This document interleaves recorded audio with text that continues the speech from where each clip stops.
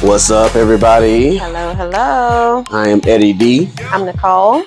And you are listening to the Affinity Saga podcast. Yay, we got the We name. got the name.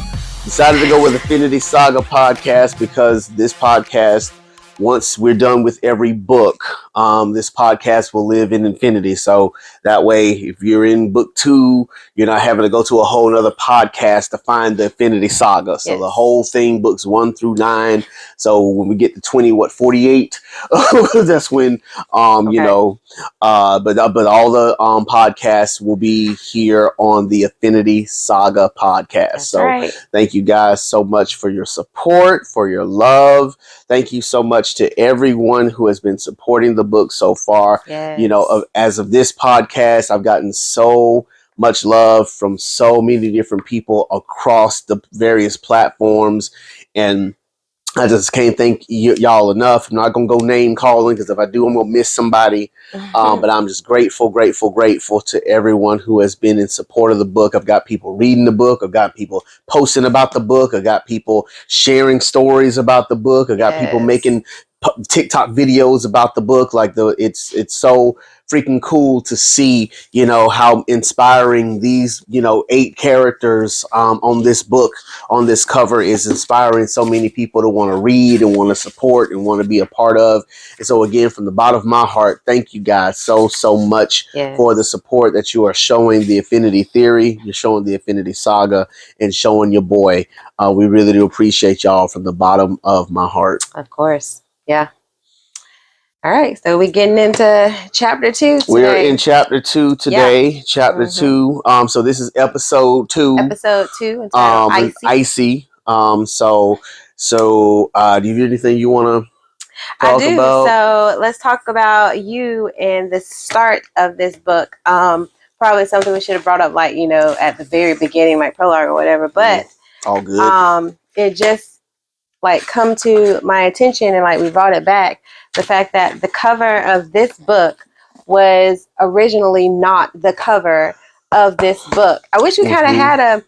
I'll set it up for y'all to see it. I'll set it up for y'all to see it on here. Yeah, but you're absolutely right. So when Which is bomb, by the way. I'm sorry. I mean, listen. When you guys see the first cover that was done compared to this cover, you can be like, yeah, Eddie. Yes, that was the right decision to make. So yes, I just wanted to talk a little bit about, why the first cover and then why change it. Yeah. So initially, I didn't want to self-publish. I didn't want to self-publish. I wanted it to be traditionally published. And so I was going about sending the query letters, getting the rejection after rejection. Like most of us, when we try to get into this game at the start, run up into, we just get rejection after rejection. I'd heard about self-publishing, didn't know a lot about self-publishing, and I'm lazy. I don't want to do self-publishing. I just want to write the book. Yeah. And so for me, I didn't know what to do. But I've been doing the research and recognizing that, if this book might not get published till 2050, the way these agents are when it comes to, pubbing your book and trying to get them to bite, I wasn't about to sit there and try to rewrite my query letter 50 times. Listen, either you like it or you don't at this point. Yeah. And plus, the person that I really want to get to be my agent, Trisha Skinner, she was never open. She was just never open for queries. So I was like, bump it. I don't even care no more. So went to Fiverr. Fiverr has freelancers who do all sorts of kind of stuff, and had a person, had 2 people actually. Actually, there are two other covers out there. One that there's 2 other covers. Yeah. There's 2 other covers, and I'm sitting here remembering it. Yeah. One of them was more of a futuristic, but it looked very cartoonish to me. It had them in their uniforms, and it had them in their costumes, even though the costume was kind of like, but it did have Malcolm with his staff, and Starburst with her star. But the star was like a fire. It looked like a Dragon Ball Z star. No, for real. Like it had a whole star written that was drawn on it in a circle. It's like, no, that's not what I asked for. Yeah. it's the other cover, which is the cover that we were going to go with initially, had Malcolm and Symone in party attire. And so Malcolm was wearing his black and blue. And again, I'm showing you guys the picture. I'm going to show you the picture if you're watching the video version of this. Was in his black and blue, in a black and blue dress up thing. And then it had Symone in a red and gold speckled dress. And they captured the essence of who I wanted to be Malcolm and Symone. That was the wonderful thing about it. Like this is what Malcolm is supposed to look like. This is what Symone is supposed to look like. And so that stuck with me. So that was going to be the cover. And as I'm trying to figure out what is my book, as I was trying to figure out, is my book a romance novel? Is it a speculative fiction novel? Is it a fantasy novel? Is it a thriller novel? Like everybody kept asking me, what is your book? I was like, I don't know. I'm trying to figure out because I don't know who to query to. So, do I query, is it a thriller? Do I query, is it a superhero? So on and on and on. I didn't know what my book was at the time. So when I finally was able to hone in on what it is, the cover didn't do it. The cover didn't do it justice. Yeah. That coupled with when I went back to my cover designer and asked her for more pictures. I asked her, I want a pub, and I need more than just the cover. I need them doing stuff. I need them fighting. I need them kissing or something. And my person came back and said, no, I can't do that. I can't give you that. That's not what she does. She just makes book covers. She don't make pictures at random. So I said, so I'm going to have to create my people. And there's this whole thing out there about using AI and being, we don't take art, away from people. Don't take money away from people. Don't use AI. You should use traditional people. I'm broke, so I don't know. Because again, when you look at these 8 characters, these are 8 distinct people, 8 distinct characters, and I want to pay people for what they're worth. It is 8 different people, 8 different personalities, 8 different costumes. I ain't got that kind of cash right now. That's what I need y'all to buy my books for. That way I can get up the capital to be able to do stuff like this. So I went online. I found an app, or rather, the app found me. Okay. Because you know how Google works. The app found me. Something. And I talked about it, and it showed up. And so sure enough, I started playing in it, and Malcolm was the first character we made. And it was exactly who I wanted it to be. Symone made her next, exactly what I wanted it to be. Alexia, exactly what I wanted it to be. Carl, Malaysia, Daisy, Duncan.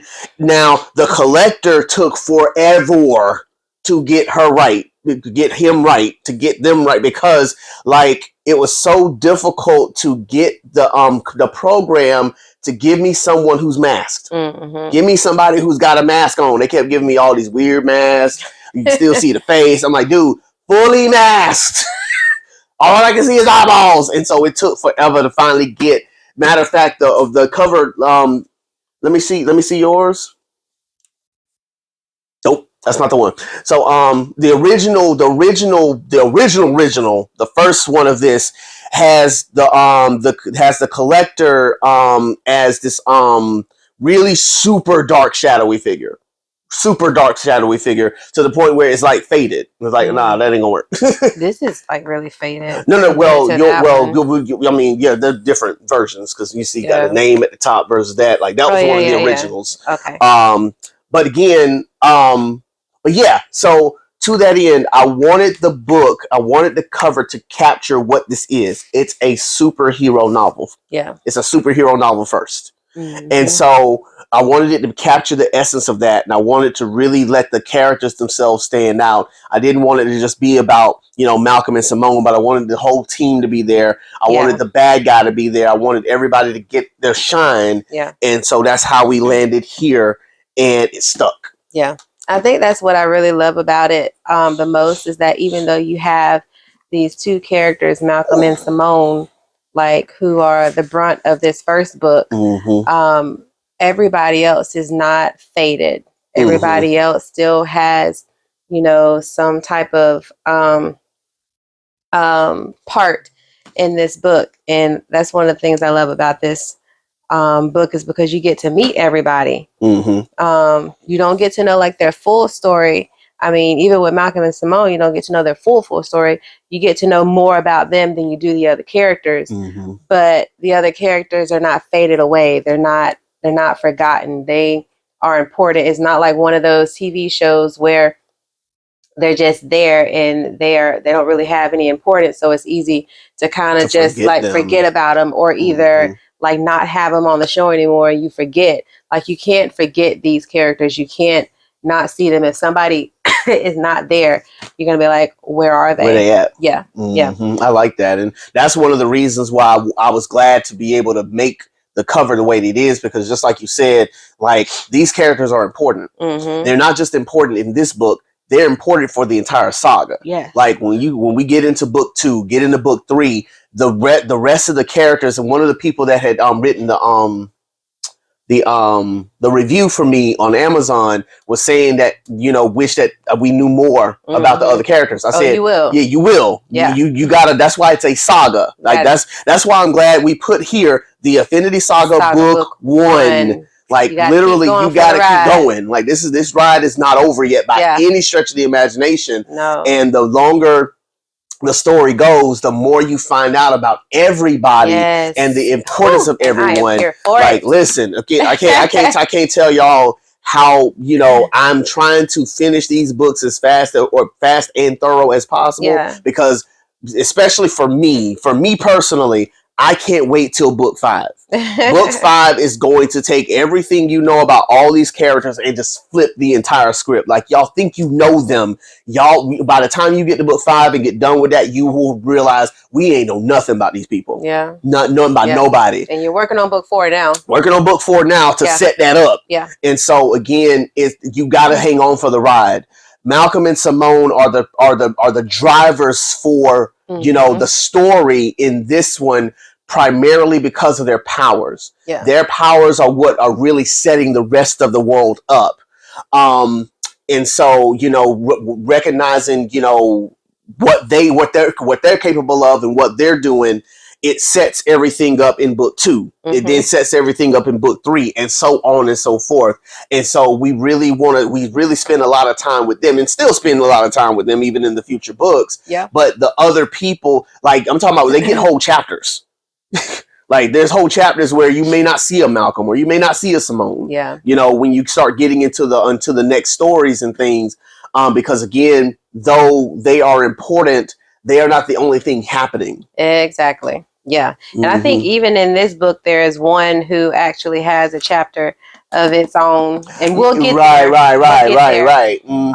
But yeah, so as we start chapter 2, we start to meet the wonderful and the getting on my nerves, which y'all will see in this book. I am going to I'm not going to hold back. No. I'm going to get on my nerves, y'all. Yeah.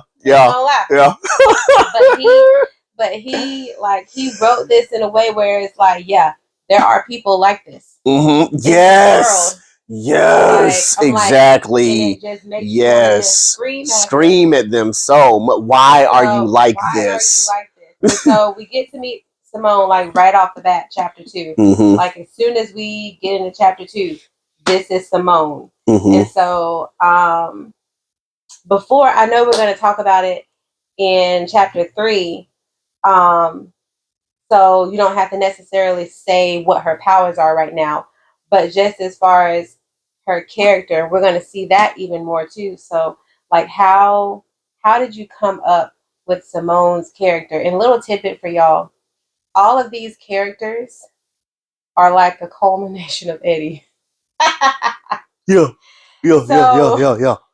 So like with Symone's character, who we're about to meet, we already know Duncan is the hothead. Just sometimes just fly out, do first, ask questions later. And like I said, Malaysia is probably one of my favorites, along with Carl, because Malaysia is a badass. Like all she has is vision, but she know how to use the weapons like it ain't nobody business. She reminds me of Black Widow, and that's like my favorite character from the Avengers because Black Widow ain't got no powers. No powers. But she just can kick anybody behind.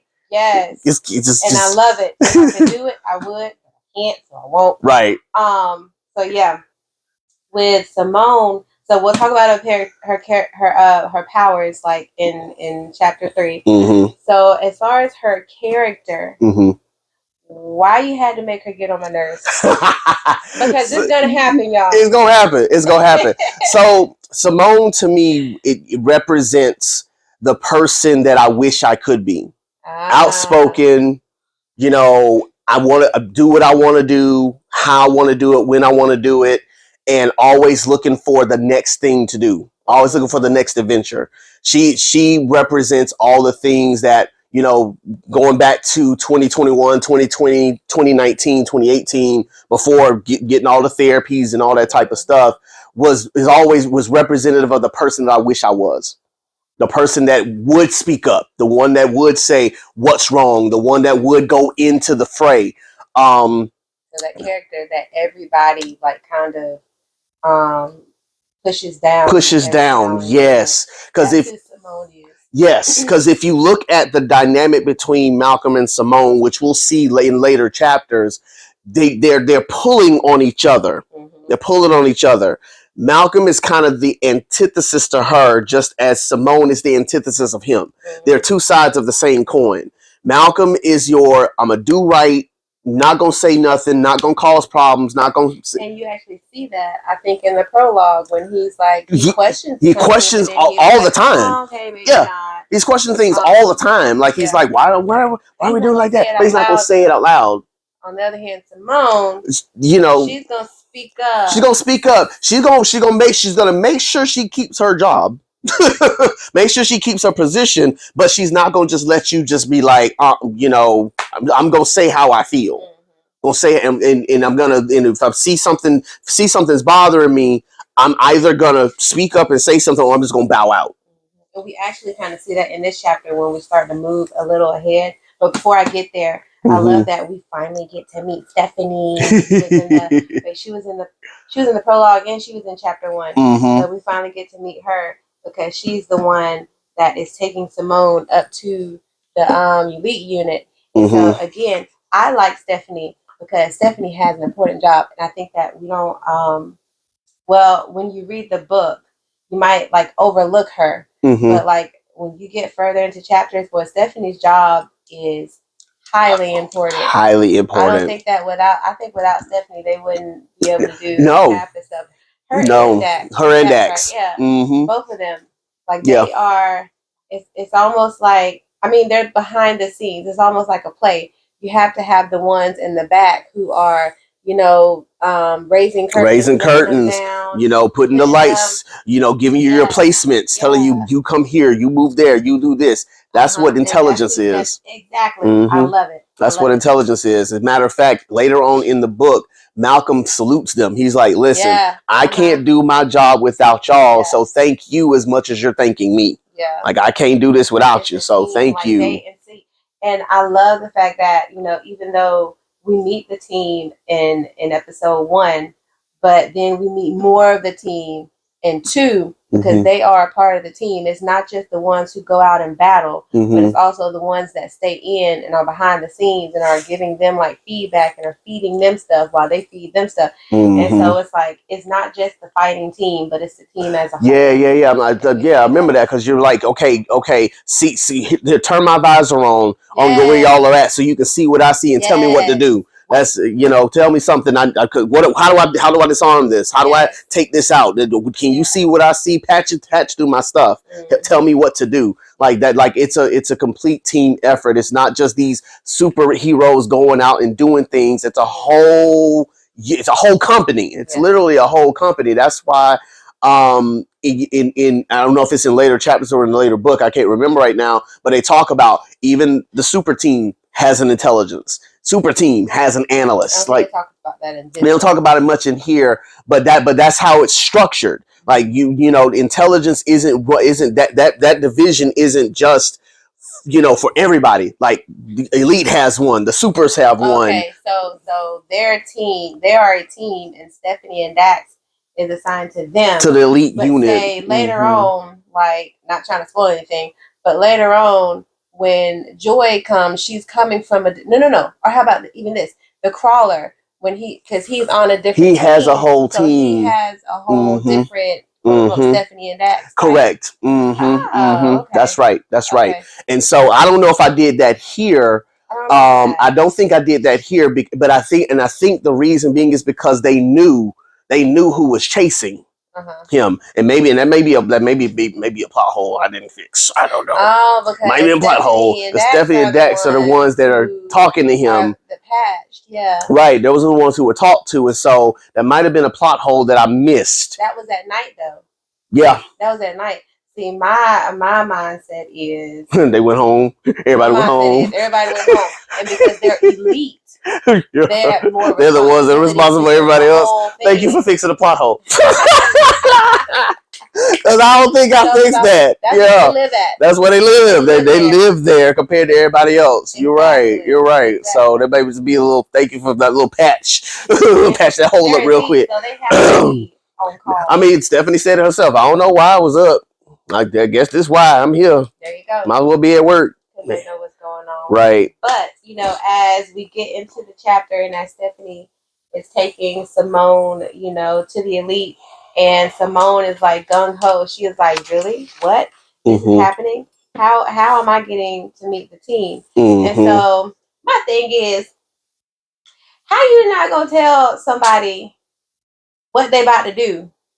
And I'm going to get into this in a minute when we get there. Uh-huh. But how you just going to have this girl just sit? And so is she like, is her job title before she was Elite to where she just come in? Is it almost like I want to say like elite type thing where you get in and then that's what you're gonna figure out what you're gonna do for the day when you get there?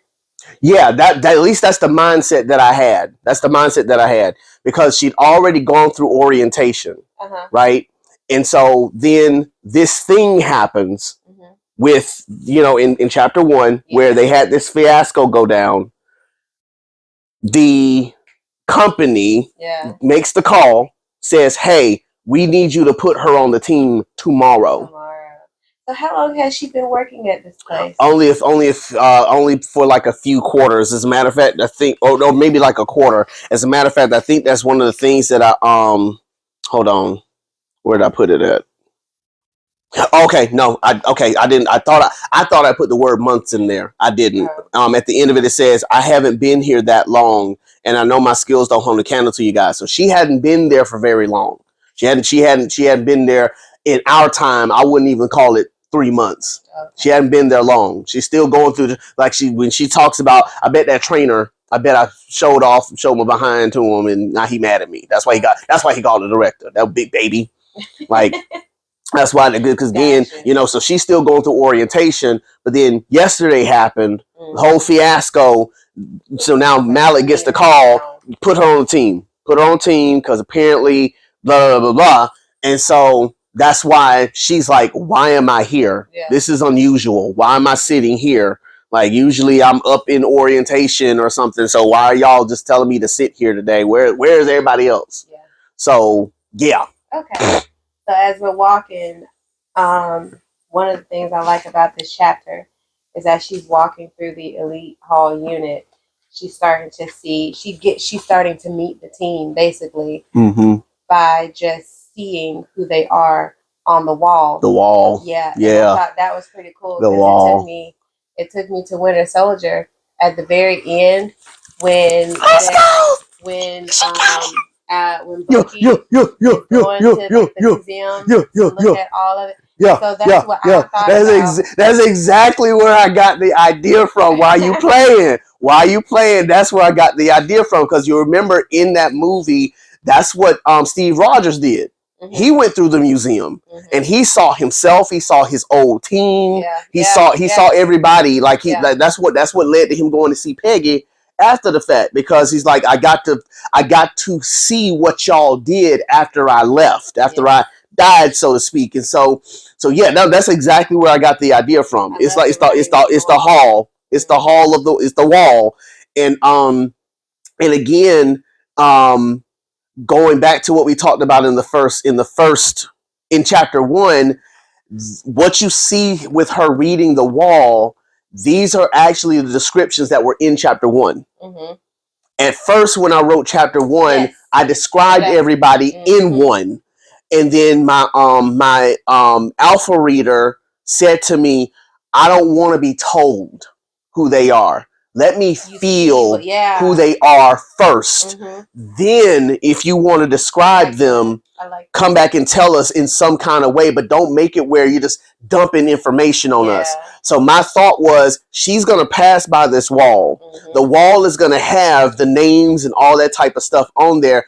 Instead of me giving that information, let her read it. I love it. And so when you see the italicized, that's literally her reading the wall in her head. I love it. I love it. That's why you see the extra descriptions of, I'd love to see that in action. Oh man, God, Khan, he's so delicious.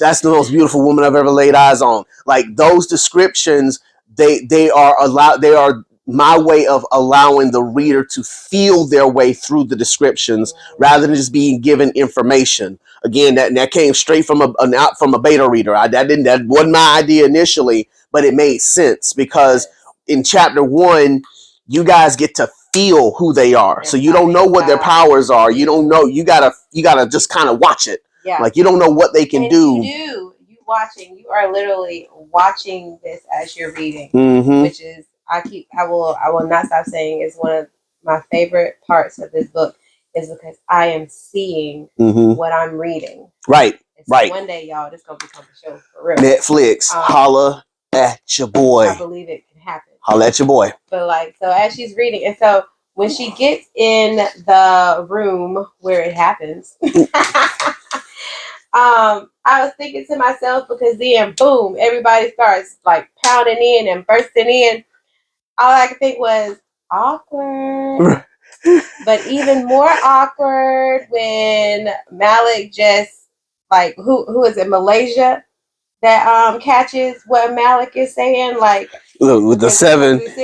But then she said 7 and Malaysia catches, and then just bursts out. Mm-hmm. Who is she and why is she here? I can just look in my mind. As I'm just looking. Calm, calm. You're excited and you're scared. Yes. Yes. Yes. Burn this. Hi. That's what's questioning. Hi. Hi. Maybe. Hi. Right. But then once again, I'm thinking to myself, how can you not tell somebody that have been promoted? Why you want to put them in a situation like that? Y'all some busters. That's what further makes me wonder about the company and their sneaky motives. Mm-hmm. Like Malcolm mm-hmm. was thinking, but decided to just kind of brush to the side because mm-hmm. it's a company. Mm-hmm. But your motives, why you put this girl in this situation? Right. And then expect everybody just to be okay with it. Okay. Right. I mean, even though they're going to be okay with it, mm-hmm. but Malik can't get an attitude if they got an attitude because y'all ain't say nothing. Right. Y'all should have did that. Y'all should have just let the girl sit there for a minute and mm-hmm. Malik talk to y'all and then bring the girl in. Mm-hmm. Y'all just put them all on the spot. All on the spot. That's right. All on the spot. They were wrong. They were wrong. They were wrong for that. They were wrong for that. It was. And what I loved about creating this moment was that initially we didn't get to hear a lot of what she was thinking or how she was feeling about it all. So she's just kind of there, silent, not on the log while they're just going rah rah rah rah rah. Right. And so I was glad that I went in and expanded on Alexia using her powers to figure out who she is. Why is this chick sitting here? no, who is this chick? Gives you an opportunity to kind of see more of what she does, because she's not just moving stuff, but she can actually read people's minds, and be so having that moment in there as well, and then allowing her to show the giddiness that she has. Because what I really wanted to emphasize on is that, and I think I definitely did it in one. I wanted to make sure I did it in two, in chapter 2 as well. Is that people know that the elite exist. They've heard the stories about them. They know, the news people know. The chancellor knows. Like, this isn't like some organization that's just kind of lurking in the shadows. No, these people know about the elite.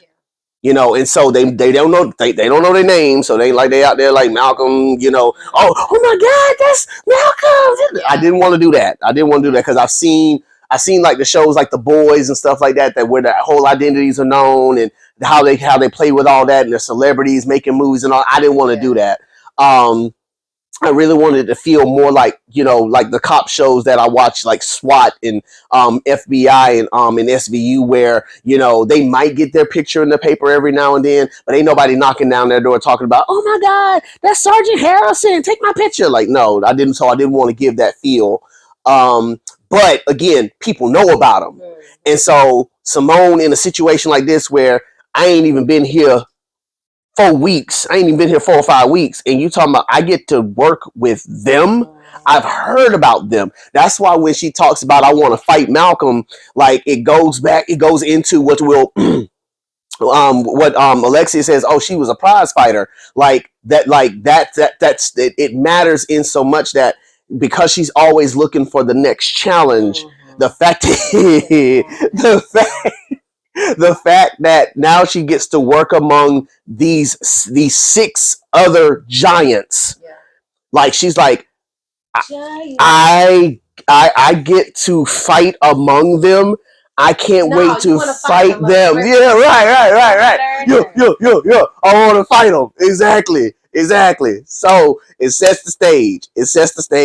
I'm super happy about it. And I know that she get on your nerves. I don't care, because that's the whole point of this book. It's get on people's nerves. And so yeah. So the team, they, are kind of thrown off in the beginning, but, they are welcoming, like getting to the end of this chapter, like they're welcoming her and they are excited about her being there, excluding Malcolm. Mm-hmm. And like Malcolm is a mystery. Like Malcolm is going to be a mystery throughout this whole book. Mm-hmm. Until probably what is it, book 2? Yeah, like mid book 2, like that. Mm-hmm. And so I think that as a reader who may not, as a reader who doesn't know his story, I'm thinking in my mind, like, why so disgusted? Mm-hmm. Like, because you'll see and then this shows Symone's character as well, that she's just a go-getter. She leaves the group who has befriended her to go say hi to Malcolm, to talk to him, to put herself out there. But he just like looks at her like she has cooties or something, and she just walks out and to go find Malik and talk to her. And so I'm wondering, so Duncan, he hasn't been on the team not even a year. Yeah, it's been about a year that he's been on the team. And so I'm guessing that's why he's so disgusted, is because he has this rookie, but this rookie, he hasn't been training this one, has he? No, he was. That wasn't he wasn't personally training him, but the fact that he's still on the team and is such a hothead, I basically gotta train him. Because he's still out here doing stupid stuff. And that's probably why he doesn't like what's going on, because he's like, okay, now I gotta deal with another person who's gonna do stupid stuff. And why? Yeah. And I love the fact that when he goes to talk to Malik, wait, is it in this one? Not in this one. Oh, it's not in this one. Never not mind. In this one. It's in the next one. It's in the next one. It's in the next chapter. Okay. But yeah, he is disgusted, and you can tell the disgust when you read it. Like, I'm seeing it like she's trying to talk to him all giddy, and he's just looking at her like, get out my face. Please. Yeah. Move. What? And so a little bit of transparency in that interaction. Um, Again, all these characters are an extension of me. And so in this interaction, you see some of the abandonment issues that I've had growing up all the way till we finally got therapy and worked on this stuff. Um, for me, you know, people would come in and out of my life. People come in and out of my life. And one of the things that my therapist helped me to understand was that I would take people leaving me personal. And so whether a person got a promotion and went to go get another job, or best friend moved because the parents are military, I would always internalize it as you're abandoning me. Yeah. You're leaving me.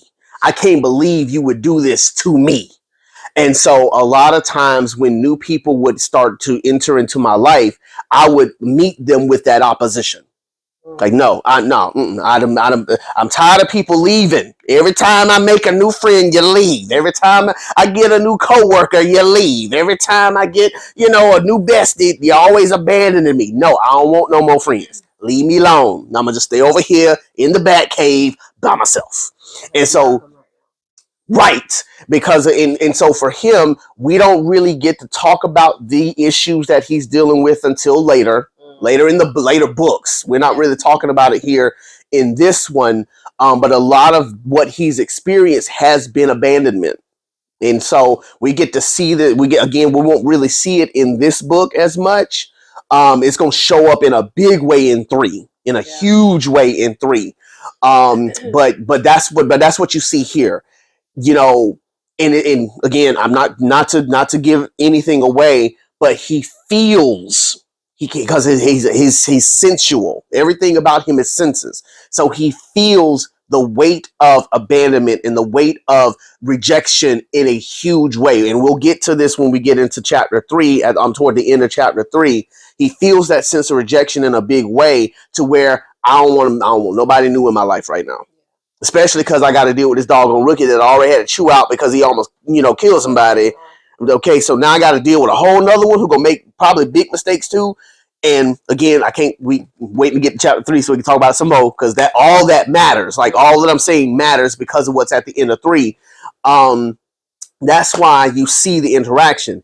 At the same time, we see the first interaction of the powers. Mm-hmm. You still don't know what her power is yet, but his senses sense something.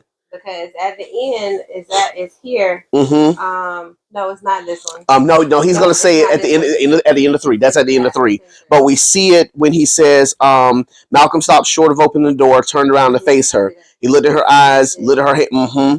Yeah, energy radiated through her pores and surrounded her like an invisible cloak, coiled through every strand of her hair, every cell of her eyes. And that's why I love that. I love the description, because it's letting you know Malcolm literally can sense everything. And so he notices, this is a power signature I've never felt before. There's something different about whoever this person is. I don't know her from Adam, but there's something different about her, and it's drawing me toward her. I don't know why. But right, that anger and rage. Mm-hmm. Mm-hmm. That's a quote from the book. Exactly. And so to that end, it's like, that's why it's so imperative that that moment's there, because it's letting you know something's changed. Mm-hmm. There's something about her power signatures. Like, dude, what is this? But again, like you said, I'm too upset to even deal with that right now. So somebody else. Right. So no, we ain't dealing with this today. So I love it. So look, that is mainly the gist of chapter 1. It's really just that. Chapter 2. I'm sorry, chapter 2. Chapter 2. Episode 2, y'all. Icy. Mm-hmm. It's like getting in head first and meeting Symone. Like, this book wastes no time in getting to meet the characters and getting to the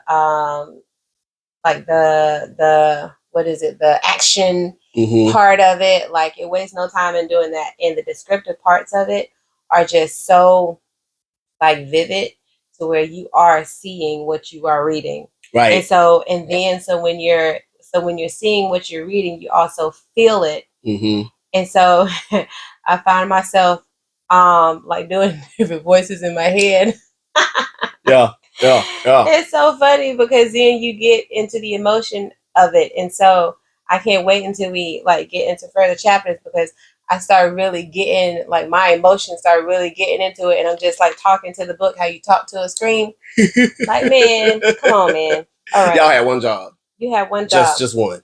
Malcolm, come on, for real. You thinking this. Why are you pushing it aside, dude? Yes. You know? So yes. It's like you already know something. It's like you know something's up. You just don't know what. It's like you're giving us a little taste, and then you take it right back. Yeah. I often say it, we didn't been no book. Yeah. We didn't been no movie. Okay. We didn't been no show. Yeah. So, but that is the gist of chapter 2. That's chapter 2. Meeting Symone, the team meeting Symone. And in chapter 3, we'll get to see more of their powers and more of the reasons why she gets on my nerves. Yeah. So yeah. Yeah. All right. Well, listen, y'all. Thank y'all so much for listening. Thank you so much for watching. Go get the book if you haven't gotten it yet. Yes. Go, support in any way, shape, or form. Like, comment, share, whatever you do. But again, thank y'all so much for making this possible. Again, I was gonna write this book regardless, but it brings my heart so much joy to know that y'all love this book as much as we do. And so just continue to do what you do, continue to love it, continue to share it, continue to let everybody know that it's available. You can get this book wherever you buy your books. So, we're on Amazon, we're on Shopify, we're on where else we at? We're in the bookstores. As of November 25th, we're on Kindle, wherever you get your book. That's where our book is at. And if it's not there, let us know so we can try to get it there. Exactly. Let your boy know. But again, we love y'all, and as we always say, you can't see the good. We love you guys. Peace out, homies.